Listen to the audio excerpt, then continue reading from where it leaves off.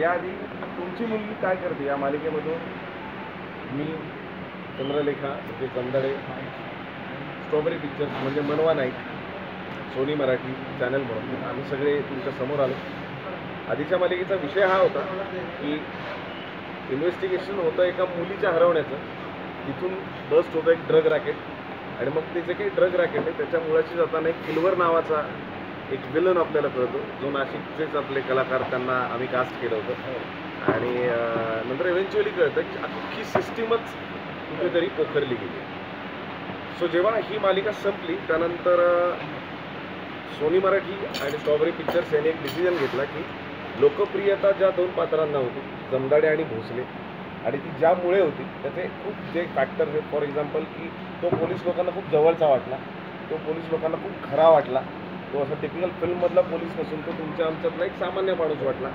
त्याचा आणि जमदाडेचं असलेलं एक वॉर आहे, ती त्याला गुरु मानते, तो कुणाला तरी चौधरीनं गुरु मानतो. ही जी एक गुरु परंपरा नकळत आपल्या प्रोफेशनमध्ये आपण जपत असतो. तर या सगळ्या गोष्टी या मालिकेतल्या आवडल्या लोकांना. आणि या पार्श्वभूमीवर मग ठरलं की आपण एक नवीन सीझन करूया, ज्या सीझनमध्ये ही दोन पात्रं असतीलच, म्हणजे भोसले आणि जमदाडे असतीलच, पण त्याचबरोबर काही नवीन पात्र आपण इंट्रोड्यूस करूया, जसं की ACP अनुजा हवालदार आहे किंवा शेरेकर हे पात्र आपलं कंटिन्यूज आहे. आणि त्याचबरोबर अजून काही 4 ते 5 नवीन चेहरे या मालिकेत आता दिसणार आहेत. आता विषय काय, तर विषय या मालिकेचा असा आहे की आजपर्यंत आपण तेव्हा ड्रग हा ज्वलंत विषय हाताळला, तर आजकाल चाललंय काय समाजातही, आणि याला कारणीभूत मला असं वाटतं की पालक म्हणून आपण आहोत, किंवा आपणच मुलांच्या हातात फोन दिलेत कुठेतरी. कारण पोरगाईला भाजी करू देत नसतं म्हणून किंवा ते 2 मिनिटं फोन घेऊन खेळत बसतो आणि नंतर ते तो फोन त्याच्यासाठी व्यसन बनतो. आणि आत्ता IPL, याच्यातून ऑनलाईन गेमिंग, याच्यातून ते कँडी क्रश किंवा असंख्य असे गेम्स तयार झाले की जे पूर्वी फक्त स्ट्रेस बस्टर म्हणून आपण खेळायचो. आता असं आहे की त्याच्यामध्ये तुम्ही पैसे लावू शकतो. आणि छोट्या गोष्टी असतात की जसं ड्रीम11 आहे, ड्रीम11 तुम्हाला म्हणतं की आपण 5 जणांची टीम बनवूया, त्यात एक 10,000 रुपये टाकू, ज्याच्यामध्ये दिसताना मला अमाऊंट दिसते 10 रुपयाला 500 रुपये मी जिंकणार. सो काय होतं, इव्हेंच्युअली ह्या खेळाला कंटाळून तुम्ही निघून जाता हो, पण मला चस्का लागलेला असतो, कारण आजपर्यंतच्या मॅच मी जिंकलेला असतो. मग मी इतरांबरोबर मॅचेस लावायला लागतो. मग तिथे मला बक्षीस दिसतं 1 करोड रुपये. लावायचे किती 12च रुपये. ते 1 करोड मिळवण्यासाठी मी सतत पैसे टाकत जातो. पदरचे मी घालवतोच, पण ते व्यसन लागल्यामुळे मी पुसणे घेतो, तेही मी घालवतो, आणि मग फेडायचे कसे याच्यातून घडतो तो खेळ. सो आत्ता हा जो ज्वलंत विषय आहे की तुमच्या आपल्या खिशातला फोन हा खरंच आपल्यासाठी शाप आहे की वरदान. पूर्वी तो जोपर्यंत त्याचं काम करत होतं की फक्त एक मेसेज पोचवायचा, एक कॉल, संदेश पोचवण्याचं त्याचं बेसिक जे काम होतं, त्याच्या पलीकडे जाऊन तो आता झाला आहे स्मार्टफोन. आणि आता मला पर्सनली असं वाटतं की तो ओव्हर स्मार्टफोन झाला आहे, ज्या कारणामुळे आपली अख्ख्या जनरेशन्स कुठेतरी याला ॲडिक्ट होत चालल्या.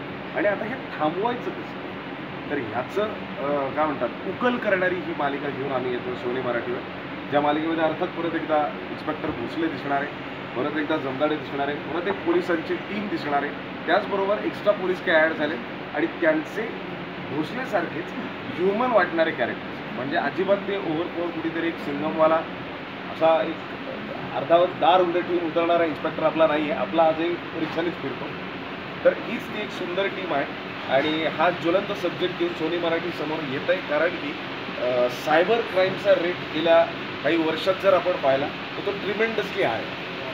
म्हणजे सायबर क्राईमच्या अंडर खूप गोष्टी येतात, सेक्सटॉर्शन पण येतं, किंवा बँकेतून तुम्हाला OTP मागून तुमचे पैसे कळवले जातात हे सुद्धा येतं, किंवा तुम्हाला एक अननोन एक व्हिडिओ कॉल येतो, तुम्ही रिसीव्ह करता, पलीकडे फोन चालू असते, स्क्रीन रेकॉर्ड होतं, तुम्हाला पाठवलं जातं, तुम्हाला सांगितलं जातं की पैसे मला दे. सो हा क्राईम रेट जो आहे, तर या संदर्भात काहीतरी आपण करूया म्हणून याची निर्मिती झाली. आत्ता नाशिकमध्ये आम्ही सकाळीच आलो, बाकी सगळं रेडिओ हे झाल्यानंतर तिथे आपलं जे सायबर सेलचं ऑफिस आहे तिथे कोले साहेब जे आहेत, कोले साहेबांना मी करेक्ट आता आम्ही त्यांना भेटून आलो, तर त्यांना पण आम्ही याचा ट्रेलर दाखवला. त्यांना म्हटलं की असं एक कॉन्सेप्ट आहे. तर मला आत्ताच कळलं की नाशिकमध्ये सायबर पोलीस हे एक कॅम्पेन सुरू करत आहे, ज्याला सायबर दूत असं त्यांनी नाव दिलं. ते कॉलेजमध्ये जाऊन त्या विद्यार्थ्यांना ते सांगणार.